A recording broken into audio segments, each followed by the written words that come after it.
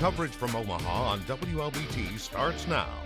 Sponsored by Baptist Heart, Happy Tummy's Pediatric GI Clinic, and Strength Roofing and Siding.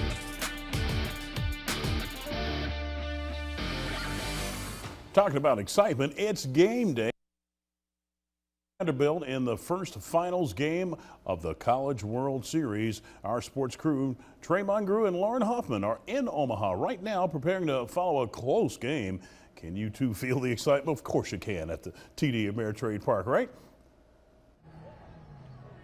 Yeah, Howard, so we thought the fun was going to be getting started right now at TD Ameritrade Park. However, Mother Nature, in a very baseball-fittingly way, throwing us a curveball. Currently, there's no rain coming down right now, but we are currently in a weather delay with the time of first pitch not yet known for certain.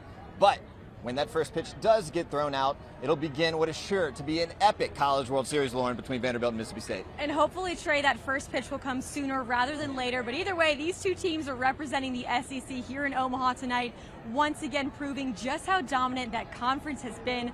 Mississippi State will start tonight as the visiting team, and they will get the first chance to put some runs on the board and really set the tone for what could lead to their first ever national title over these next couple of days. Yeah, it won't be easy, though, with Vandy's stacked pitching staff, starting with Jack Leiter on the mound tonight, and he'll be a multimillionaire in a few weeks when he's picked early in the MLB draft. But win or lose tonight, or, you know, if the weather stays tomorrow morning, the Bulldogs will be getting back on the team bus and heading back to the hotel and repeat that ritual all over again tomorrow. And they'll be doing so in good hands. Team bus driver Everett Kennard has been at the wheel of the Mississippi State Athletics bus for 38 years and is in the middle of his 11th trip to Omaha. So you can only imagine the stories he has under his belt. But his best one ever will be if his Bulldogs finish the job over these next few days. It's very special because this is only the second time in the history of the school that we've had an opportunity to play for the national championship. We've got a chance now to take home the big trophy. And that's what every player that's ever played at Mississippi State wanted for this fan base. I think it's senior leadership. I think you've got particularly three guys. They've been here 3 times, and they've got the experience. So they're not going home without the big trophy. They're going to play for it. And we got a chance to talk to Everett right as the team was heading here to the park. And Trey, he was so excited, it was almost like he was playing tonight. Yeah, excitement, Lauren, definitely the theme here, both in Nebraska and all the way back home in Mississippi. And for more on that, we throw it back to Jackson, to David Kinney. Well, I'm excited too. Mississippi State baseball fans are gearing up for the big game tonight. The Bulldogs baseball team faces Vanderbilt in the College World Series, as we mentioned. David Kinney is live as State fans get ready to watch that first pitch. Dave? Yeah, State fans have been filing in here to Bulldog Burger over the last hour. I've seen them all. They've all had Mississippi State shirts on, getting ready for that first pitch as Mississippi State takes the mound in the College World Series finals. The excitement building not only here but across the metro as the Bulldog baseball team comes so much closer to bringing home a national title. The employees at Bulldog Burger in Ridgeland had a team meeting Monday getting ready to host crowds for the big game. The Bulldogs in the College World Series is bringing in business and a party atmosphere to the establishment. These state games are down to the wire, edge of the seat type situations, so we just hope to be a good place that people can, have a good meal, remind themselves of the culture that we have in Starkville for game days. Anywhere you go in town, people are sporting Bulldog paraphernalia. Some even plan to watch the game in person. Well, actually, we're headed to St. Louis, and then we're going to shoot over for Game 2 on Tuesday to Omaha. Wow. So, but here's the deal: we went to the very first game last Sunday, and so we've already been to Omaha back, and we're headed back again. Register is ringing at College Corner in Ridgeland as fans get ready to wrap themselves in maroon and white and cheer their team to a victory. So I'm really excited that we might win. I think it's going to be huge for Mississippi as a whole, but really for the Mississippi State fans, I think everyone's going to be super excited if we win. Yes, sir. I think anytime you play, you got a chance, and I think this team has shown that they got a lot of fight in them. Bulldog baseball fans confident this is their year to bring home a national title. They're going to win because we have Rowdy Jordan, and he's just going to hit a dinger. It's just fun to watch. Wouldn't you say, Judah? I just love watching them play, and it's really fun to watch. Like, it's really fun to go to their games. The entire state of Mississippi, it just bring everybody together rooting for one team. Fans say the success of their baseball team is something every Mississippian should cheer on, and if they bring home a national title, well, that's just icing on the cake. In Ridgeland, David Kenny, 3 on your side.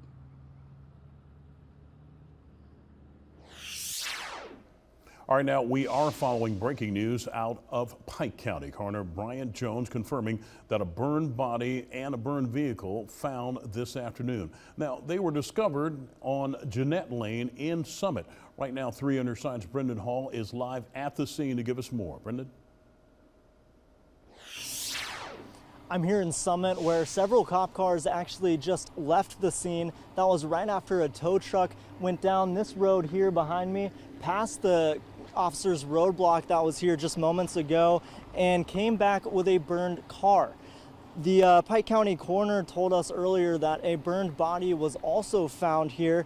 He says the Mississippi Bureau of Investigation is looking into a potential homicide. He also says that Coroner Bryant Wally Jones presumes the victim to be African American and didn't have any other information at this time. That's all the info I have as of now in Pike County. I'm Brendan Hall, 3 on your side.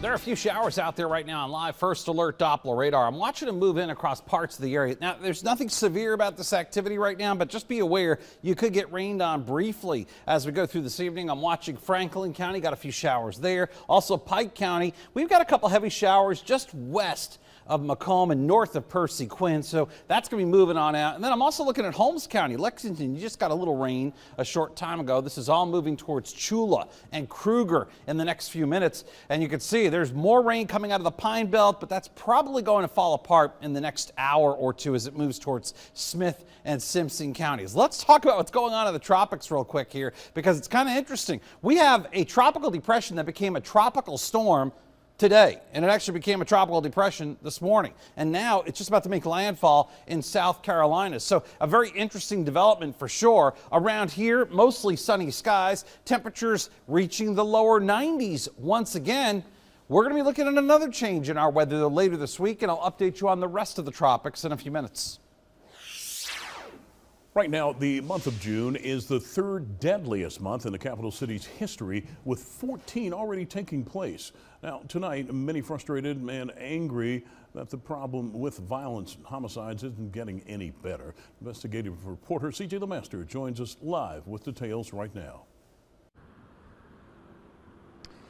Howard, with 2 homicides in the last 24 hours, the month of June, as you said, stands as 3rd deadliest. But behind me here, the scene of this latest deadly encounter, a drive-by shooting on Livingston Road that killed a man this morning. Tonight, those who call Jackson home and those elected to serve say enough's enough.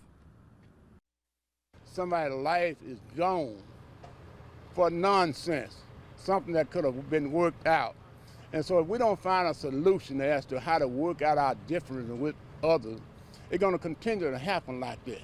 Business owner Ernest Stanton Sr. saw firsthand Monday morning the violence that has captured the capital city for months on end. His shop, the final resting place for a car driven by 30-year-old Christopher Thomas, shot during a drive-by on Livingston Road. I'm going to fix the building back, but I hate it for the young man and I hate it for the family. I've been here 25 years, and it's been a good location, and I don't regret being here. I love the area, but I hate the crime. Thomas's killing happened in Councilman Kenneth Stokes' ward. Though Stokes and council members have appropriated money to bring extra deputies to Jackson, which has yet to be realized, he still feels like nothing's being done.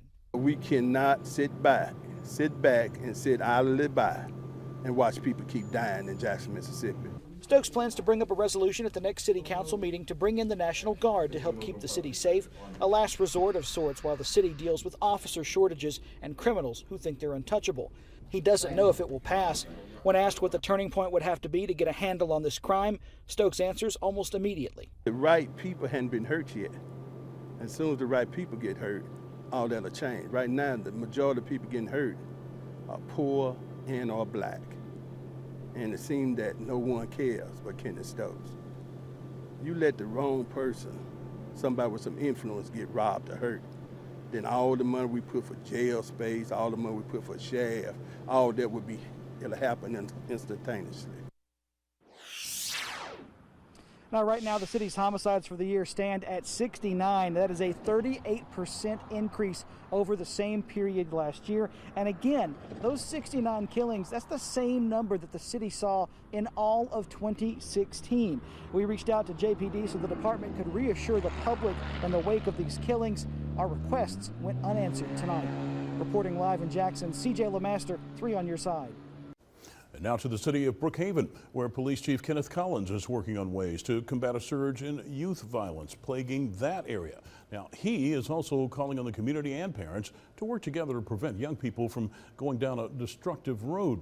3 on your side's Patrice Clark with that story. I'm here at the Brookhaven Police Department, where the police chief is seeing an increase in gun violence among young people. In fact, he says they are committing majority of the shootings here in the city, and he is not happy about it. Because the life that you're choosing is death or incarceration. It's going to be one of the two.